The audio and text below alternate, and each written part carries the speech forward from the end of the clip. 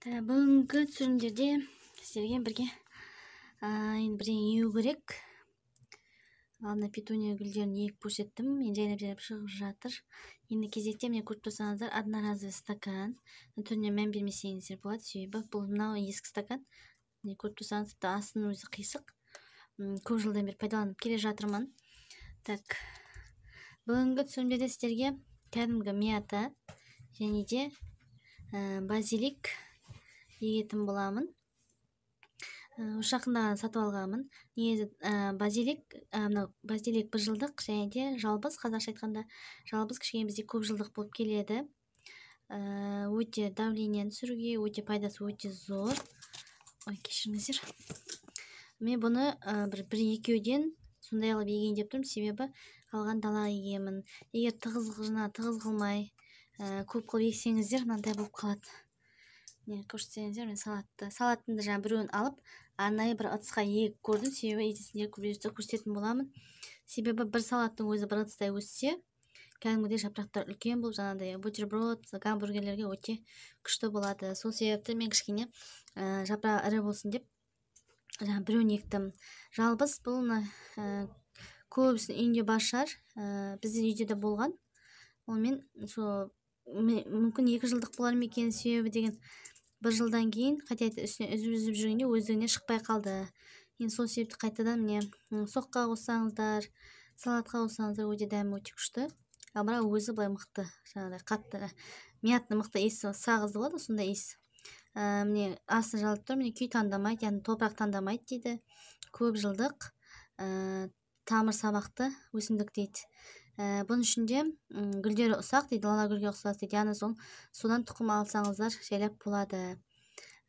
Эфир майы бар дейді, сол эфир майы, сол ментол жаңағы, сол иісі сергітетін жағымды дәмді хош иісті дейді. Міне медицинада, ішек-қарын жолдарында, жоғары тыныс алу жолдарында, ауыз қуысы аурулар кезінде және де қабынуға, сондай-ақ өт айдайтын және де терлейтін дәрі ретінде қолданады. Көрдіңіздер ме, өте пайдасы өте көп зор екен. Және де жапырақтарынан қан тамырларын кеңейтетін және әлдендіретін хош иісті жалбыз дейді. Соны мен кішкене 1-2-еуін егіп көрсетейін деп отырмын сіздерге.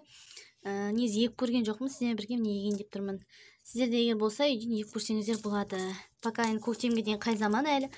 Жаңа ақпан, наурыз айлары бар, сол себептен әзірге оған шейін осылармен не істесеңіз болады. Және де базиликті иісі өте ұнайды маған.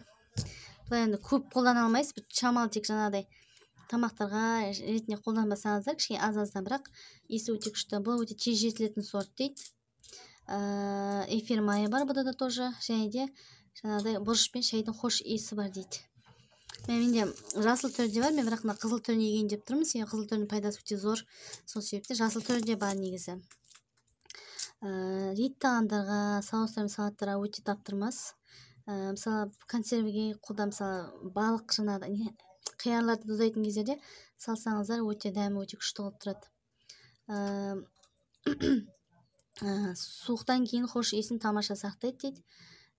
Тоже жаңағыдай мета сияқты топырақ таңдамайды дейді. Енді мен көріп тұрсаңыздар, топырақ алдым. Топырақтың кез келген, мысалы топырақты алсаңыздар болады. Дүкенде тұрған обычный кез келген гүлге болсын, қандай болса да, бірақ жаңағыдай фиалка, орхидея дегендердің арнайы ондай топырақта жарамайды. Кәдімгі көшетке арналған болсын, немесе гүлге арналған болсын, топырақтарды алсаңыздар болады. Мен көріп тұрсаңыз, менде тіпті комоктарымен шейін жүр.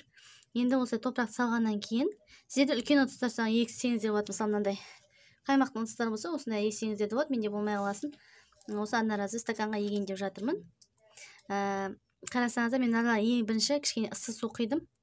Міне көріп тұрсаңыздар, шамалы ғана ыссы су, себебі ыссы су одан көп құйсаңыздар, одноразовый стакан мүжіліп қалады. Сол себептен кішкентай ғана құйдым.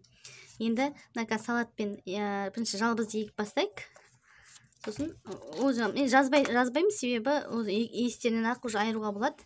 Жалбыз бір кішкене естуім бойынша, жалбыз кішкене үй жағдайында кішкене не өседі екен, ұзағырақ өседі. Ал базилик көбінесе жаңағыдай шағын ғана өсіріп жеуге арналады. Мен кішкене бұны әбден өсірейін деп тұрмын. Сол себепті мен бірге болыңыздар, мен қазір ашып алайын. Міне мятаны аштым, қарасаңыз, семенасы. Тұқымы өте ұсақ екен, петунияның тұқымы сияқты. Өте ұсақ екен. Бұны мен қалай 1-2-еуден егетін білмей отырмын. Нәтижеге қарамаңыздар, мен жаңағыны егуден егу боласын босамай жатыр. мына жерде міне қарасаңыздар, осының ішіне кішкене бір 5 штуктан егем шығар. Или осылай бәрін шашам ба, білмей тұрмын. 5 штугын ғана егетін болармын.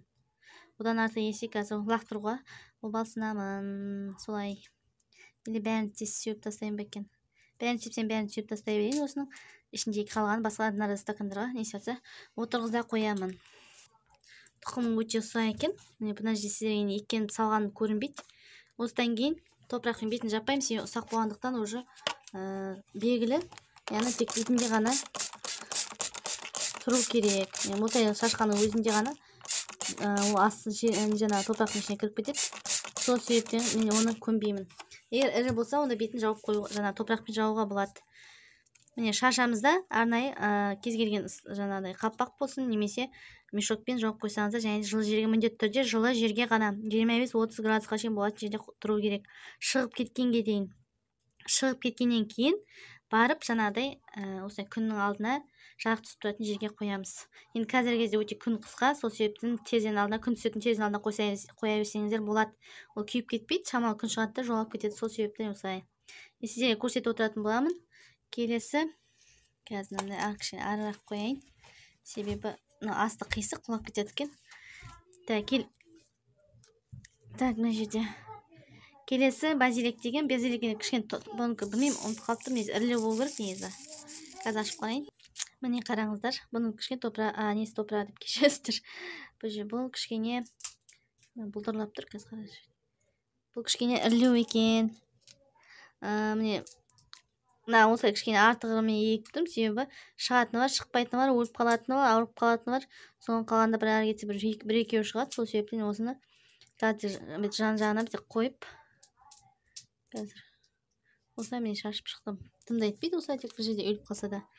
Таққан есе жатса, бір жақсы шығып жатса, онда жаңағыдай ауыстырып басқа стаканға, осы арнайы стаканға отырғызып қоюға болады. Мен базиликтің иісі өте күшті. Міне осылай әбден шашамыз.